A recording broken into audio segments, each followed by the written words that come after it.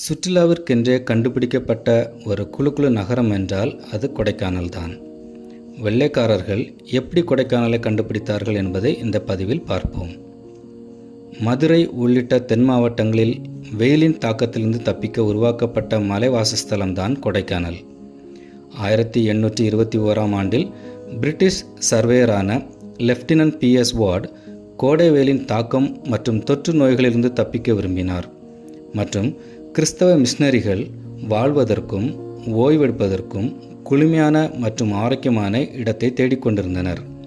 அப்படியாக British சர்வேயரான lieutenant PS ward கண்டுபிடித்த இடம்தான் கொடைக்கானல்.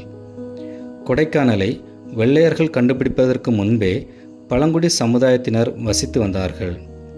இவர்கள் தேனி மாவட்டம் பெரியகுளம் என்ற கிராமத்துடன் நெருங்கிய தொடர்பில் இருந்தனர். கொடைக்கானல் செல்ல பெரியகுளம் அடுத்த கும்பக்கரை அருவி வழியாக அடர்ந்த வனப்பகுதியில் நடந்து சென்றால் வெள்ளக்கவி என்ற கிராமம் வரும். அதன் வழியாகவே கொடைக்கானலை வெள்ளைக்காரர்கள் கண்டுபிடித்தார்கள். கொடைக்கானல் உச்சியை அடைந்ததும் அங்கிருந்த அற்புதமான காலநிலை மற்றும் சுத்தமான காற்று காரணமாக வெள்ளைக்கார குடும்பங்களுக்கு மிகவும் பிடித்து போனது. 1834ஆம் ஆண்டு மதுரை ஆட்சியர் கொடைக்கானலில் ஒரு சிறிய பங்களாவை கட்டினார். அதன் பின்னர் 19ஆம் நூற்றாண்டின் இரண்டாம் பாதியில்தான் கொடைக்கானல் மற்றும் அதை சுற்றியுள்ள பகுதிகளில் தேவாலயங்கள் மற்றும் பிற காலனித்துவ கட்டமைப்புகள் உருவானது. 1863ஆம் ஆண்டு மதுரையின் கலெக்டராக இருந்த சர் வெரே ஹென்றி லெவிங்கே 60 ஏக்கர் பரப்பளவுள்ள கொடை ஏரியை 3 ஓடைகளை இணைத்து உருவாக்கினார். இதுதான் இன்றைய கொடைக்கானல் நட்சத்திர ஏரியாகும். இந்த ஏரியில் அவர் மீன்களை பெருக்கம் செய்ய வைத்தார். அத்துடன் தூத்துக்குடியிலிருந்து முதல் படகையும் கொண்டு வந்தார்.